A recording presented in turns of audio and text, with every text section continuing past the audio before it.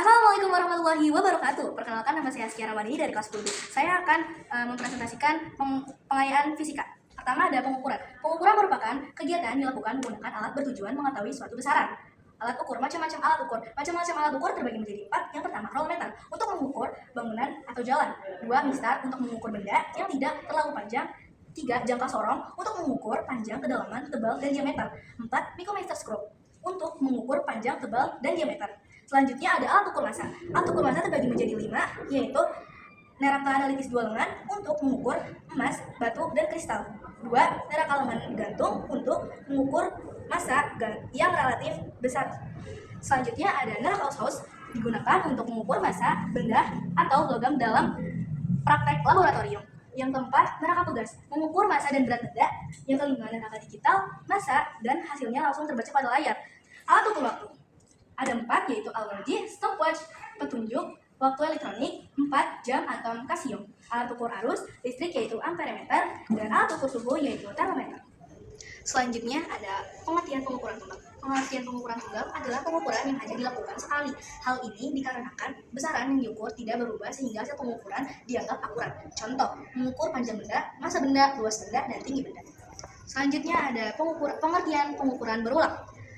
Pengertian pengukuran berulang adalah pengukuran yang dilakukan berkali-kali. Penyebab pengukuran berulang adalah karena pengukuran tunggal tidak memberikan hasil yang akurat. Contoh, pengukuran reaksi manusia terhadap rangsangan tertentu, pengukuran intensitas cahaya, pengukuran kecepatan seseorang dalam jarak tertentu.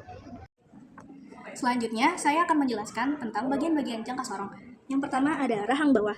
Rahang bawah untuk mengukur diameter luar dan ketebalan. Rahang atas untuk mengukur diameter dalam. Selanjutnya ada alat bantu geser. Ini alat pengunci, ini mengukur kedalaman. Ini ada skala Nonius dan ini skala utama. Selanjutnya saya akan menjelaskan bagian-bagian dari micrometerscope. Yang pertama ada anvil untuk menjepit benda, yang kedua ada frame, ada spindle untuk menahan benda, ada lock nut untuk mengunci benda, yang selanjutnya ada slip untuk tempatnya skala utama, ada timbal skala tempatnya skala Nonius, ada Richard untuk menggeser spindle. Selanjutnya saya akan menjelaskan bagaimana cara mengukur jangka sorong. Yang pertama, untuk menentukan skala utama yaitu sebelum angka 0 pada Nonius, skala Nonius. Kalau untuk skala Noniusnya yaitu yang berhimpitan dengan skala utama. Berikut contohnya dan hasilnya. Selanjutnya ada pengukuran micrometerscope. Yang pertama di sini skala utamanya ada 4 dan skala Noniusnya ada 11. Dan ini berikut cara menyelesaikan soal tersebut dengan satuannya milimeter. Selanjutnya adalah besaran pokok. Besaran pokok adalah besaran yang satuannya ditetapkan terlebih dahulu untuk menetapkan satuan besaran-besaran lain. Besaran pokok, panjang, massa, waktu, suhu, kuat arus, intensitas cahaya, jumlah zat. Selanjutnya ada satuannya meter, kilogram, second, kelvin, ampere, candela, dan mole. Dimensi tersebut. Selanjutnya ada besaran turunan. Besaran turunan adalah besaran yang dibangun besaran pokok. Dimensi adalah cara suatu besaran tersusun atas besaran-besaran pokok. Manfaat dimensi antara lain mengetahui kesetaraan berbagai besaran, menguji kebenaran rumus, analisis dimensional, dan menurunkan persamaan suatu besaran. Dan berikut ini adalah besaran turunan.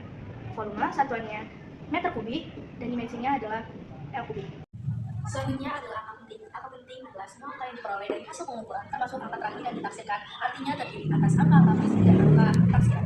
Aturan angka penting: 1. Semua angka bukan 0 adalah angka penting. 2. Semua angka 0 yang terletak di antara dua angka bukan 0 adalah angka penting. 3. Angka 0 terletak di belakang angka bukan 0 adalah angka penting. Dan angka 0 yang terletak di kiri angka bukan 0 baik dari kiri maupun di kanan koma desimal adalah bukan angka penting. Dan yang terakhir adalah kadang-kadang di dalam hasil pengukuran diberi garis bawah menunjukkan angka penting terakhir. Selanjutnya pembulatan angka penting. Aturan pembulatan angka penting ada 3, yaitu yang pertama angka di atas 5 dibulat ke atas, yang kedua angka di bawah 5 dihilangkan, yang terakhir adalah jika angkanya sama dengan 5 dibulatkan ke atas, dan jika sebelumnya ganjil dan genap dibulatkan ke bawah. Selanjutnya ada operasi angka penting. Operasi angka penting, contohnya operasi angka penting perkalian dan pembagian angka penting ada contohnya ada 2. Yang pertama menghasilkan 2 angka penting, yang contoh kedua menghasilkan 3 angka penting. Selanjutnya penjumlahan dan pengurangan angka penting. Contoh yang pertama ada 3 angka penting dan contoh yang kedua ada 3 angka penting. Selanjutnya akar dan pangkat angka penting. Contoh yang pertama ada 2 angka penting dan contoh yang kedua ada 3 angka penting. Selanjutnya adalah notasi ilmiah. Notasi ilmiah adalah cara penulisan nomor untuk mengakomodir nilai-nilai yang terlalu besar dan terlalu kecil sehingga dapat dipahami dengan mudah. Contohnya, ketidakpastian pengukuran. Kesalahan pengukuran suatu pengukuran selalu disertai oleh ketidakpastian pengukuran yang disebabkan oleh adanya kesalahan pengukuran. Kesalahan adalah penyimpangan nilai yang diukur dari nilai sebenarnya menjadi 3 kelompok, yaitu 1. Kesalahan umum adalah kesalahan yang diakibatkan oleh keterbatasan pada pengamatan. 2. Kesalahan sistematik adalah kesalahan yang diakibatkan oleh kesalahan pada instrumen yang digunakan. 3. Kesalahan acak adalah kesalahan yang berasal dari faktor yang tidak dapat diprediksi dan hanya bersifat sementara.